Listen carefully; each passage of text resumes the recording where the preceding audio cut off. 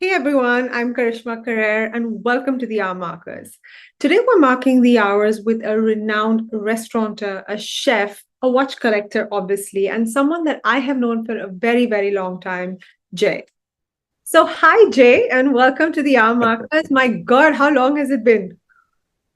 Karishma, this is insane. I mean, I remember seeing you in, I think around 2002, 2003 in Basel in my restaurant. And now we are back on online talking about situations and life. It's isn't it insane? It's crazy. So, my for everyone, I've given you a brief introduction of Jay, but Jay is Yes. a very, very old friend, a close friend, someone that I've known for the longest time, someone who I have the Yeah. best memories with in Basel. Jazz, I mean, if everyone watching this is aware of Jazz, if you were in Basel during Basel World, you cannot not Yeah. know Jazz, right? So, Yeah. but it was fun. It was good. The vibe was good. The energy was good, and that's something I really miss about Mm. uh, Mm. Basel World or the But industry. the industry, I mean, I think the industry is not the same anymore. I mean, it's all about, we used to have certain brands, some of these good brands doing most of the things. And the same brands, when COVID happened and things like that, I mean, the last 10 years, slowly, started changing. And when COVID happened, it became worse because all the crypto people were buying crazy and the things were going tenfold and nothing mattered anymore. There was no value anymore. You see what I mean? And that is where things went started going wrong. Tell us about some fun stories of Jazz as well.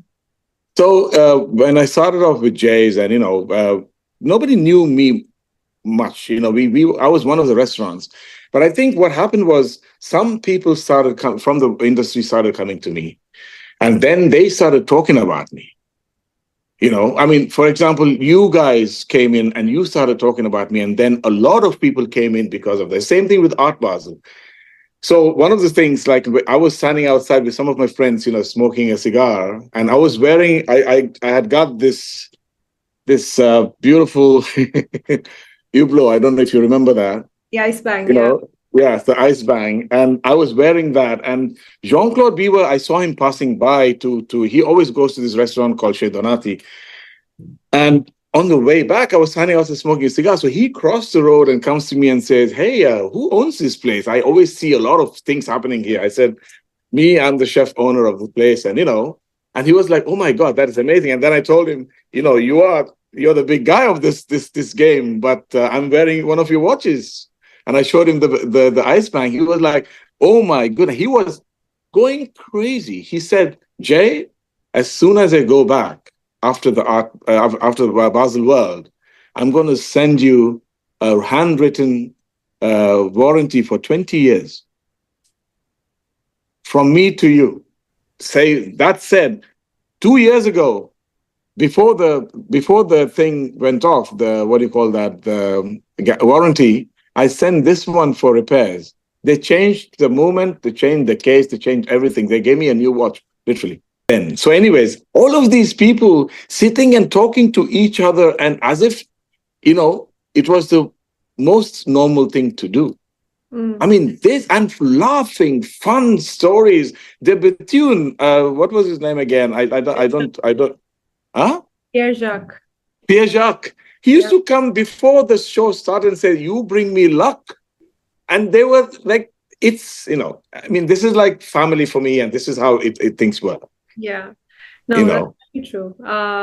I miss Basel, but do you miss Basel World? Do you miss I miss Basel World, but I will tell you something which is something what I think people have to know. Basel World would have still be going on if they were not greedy. The management of Basel World, if they were not greedy, and the people in Basel, restaurants, hotels, if they were not greedy, now this word is crazy, there would still be a Basel World going on and everything would have been the same thing the way it was. And I wouldn't even be in Brooklyn. true? And this is the truth. And there is nothing what people can tell me because I've seen it since 1989 Mm. till it closed. And I talked to the management. I told them, you guys should stop doing this. You should stop doing crazy stuff. Restaurants selling sausages, Oh my which God. cost $4, four Was francs. most You paid expensive 15 sauce. francs. Yeah, 15 francs I remember. for a sausage and a piece of bread. We paid 4 francs otherwise. Yeah, and I remember those little ships that sometimes Baselworld used to host us, but there was this one year where I wanted to extend my stay. Yeah. It was literally that tiny. Yes, And I know. it was I think 800 francs a night for that. And I lost my mind. I said, "Are you kidding me?" Yeah. No, the problem is, you see, it starts with hotels, right? Each of this, anything, a screwdriver you need, or you need a switch, or you need a connection to for your computer. It costs money. The booth costs money. It's not like all inclusive. You're paying for each and every. And then all the restaurants, their menu is 3 times the price than the normal menu. I was the only restaurant which didn't change the prices. The only restaurant in Basel, now you think about that, what I'm saying, only restaurant in Basel never changed prices from the old menu to the new, the menu when Baselworld happened, or the Art Basel happened. And hotel rooms, you can't take a room for one night. You have to take it for 10 days. Yeah. Yeah. That's great. So this is what it is. So the reason why the downfall happened is just because of the greediness. So from, like you say, from a normal person's perspective, Jay, what do you think that's changed about the industry? You've gone from Basel to New York. I tell you what has changed. So the attitude, the arrogance, the time where things were going crazy for some certain brands. I mean, even now, think about certain brands of brands and certain models of watches. Even now, it is going 10 times the price, right? And you can't even find it.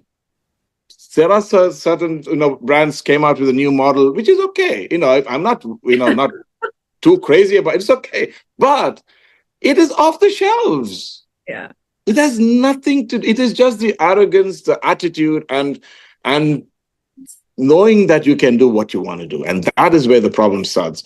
And not giving a shit about people. I feel you. You know what I mean? And that is where the problem is. It has nothing to do with situation anymore or how it used to be. People used to, when I saw your uncle coming into the restaurant with one of the CEOs of, whichever, brands he used to come to me, the respect there was with each other. I mean, that respect is insane. And that is what is missing. I mean, when I am very close to Abdul Majid and Abdul Hamid, Siddiquis of Dubai, because I know them since 32 years. They used to come to Hilton Bar and they used to be Kumar, and whatever else. That's how I know them. And, he puts his hands and he gives me a watch and I say, no, I don't want this watch. This is how we were.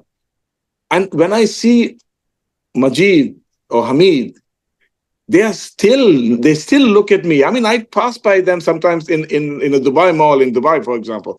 He will stop, invite me to one of the boutiques where they have a coffee with me, ask me how I am. He will take 1 hour of his day randomly seeing me and talking to me. If I send him, Hamid bhai, all the best, it looks good, he will write back to me. And that is old school. That is not there anymore. And social media is a killer of watch brands and watch everything. And that's where everything went wrong. So there isn't any normal connection with people anymore. It's all come down to how are you valuable to me? Yes. What can you do? What can you do for me? Yeah, it's all nothing. It's just really sad where we're going right now. You're very humble when you say you're not a watch collector. I want to talk about your collection.